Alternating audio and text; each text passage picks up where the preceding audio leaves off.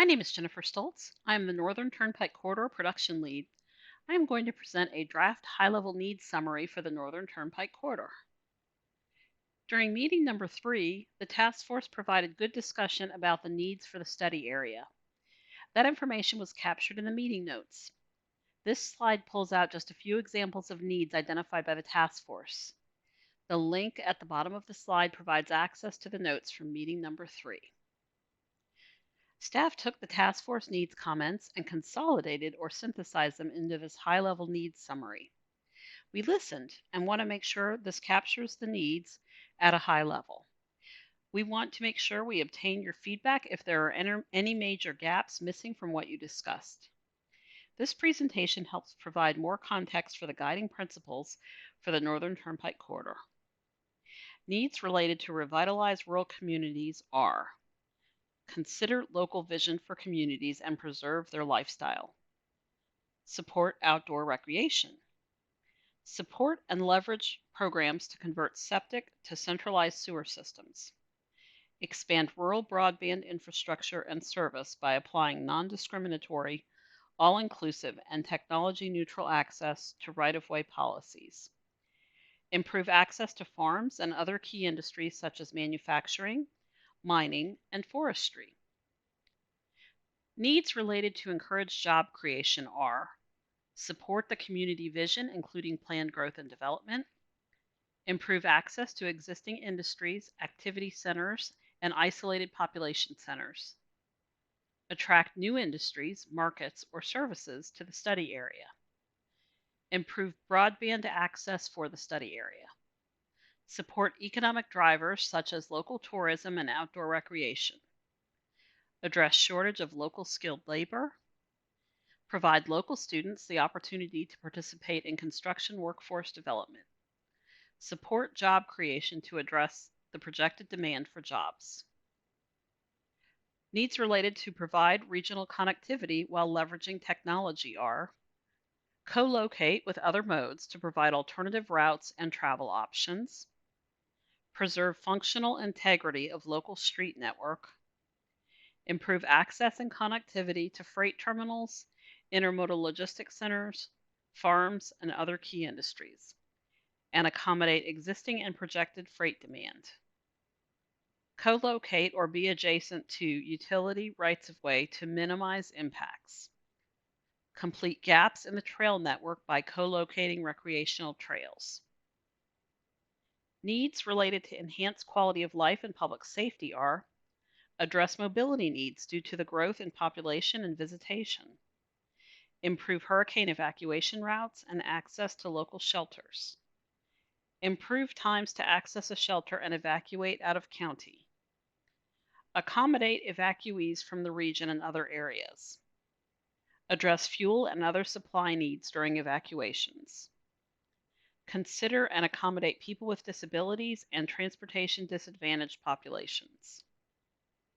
Needs related to protect environmental and natural resources include: restore and protect quality of water resources that have been impaired by septic tanks, wastewater discharge, and other actions; maintain the integrity of the existing wildlife corridors; fill in connectivity gaps, and enhance areas impacted by prior actions; minimize vehicle-wildlife collisions by allowing wildlife to move under the highway corridors; proactively enhance habitat, regional biodiversity, and ecosystems by acquiring additional lands for environmental mitigation and enhancement.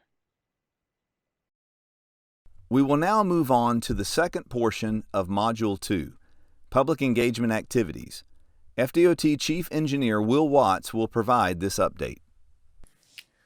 Engaging the public, obtaining feedback, and also providing updates to interested parties are a priority for the department. As promised, all public comments are being made available to task force members. In addition, the department has heard from the public and has taken advantage of providing input through various methods: email, website comments, traditional mail, task force public comment opportunities, and community open house meetings. Two-way communication is a priority for the program team and the department.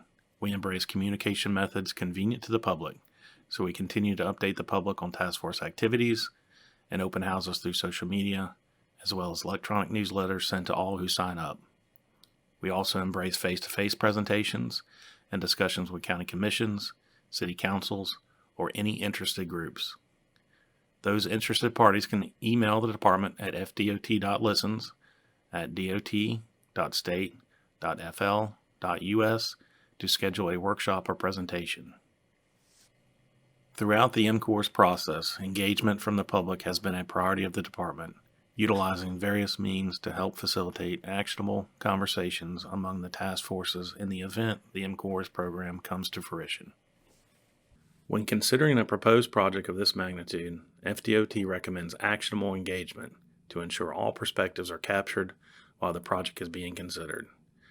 This means that in the event the proposed project meets both environmental and financial feasibility, all considerations are made at the outset of planning.